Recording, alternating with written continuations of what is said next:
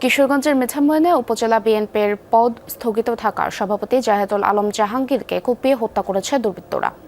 বুধবার রাতে মিঠামইন উপজেলা সদরের বেড়িবাঁধ এলাকায় তার বাসার সামনে এ ঘটনা ঘটে। পুলিশ জানায়, বুধবার রাতে হাদিস মিয়া নামে এক সহকর্মীকে সঙ্গে নিয়ে মিঠামইন বাজার থেকে নিজ বাসায় ফিরছিলেন জাহেদুল আলম জাহাঙ্গীর।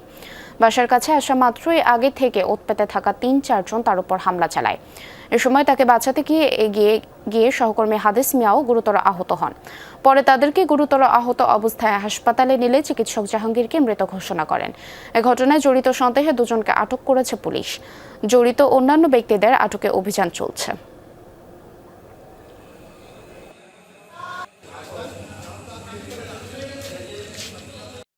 তো আমরা যেটা জেনেছি যে এই তিনজনেই লোকাল নয়, এরা ঢাকা থেকে এসেছে, ঢাকায় থাকে, এদেরকে হায়ার করে আনা হয়েছে। তাদের হাতে চাপাতি ছিল।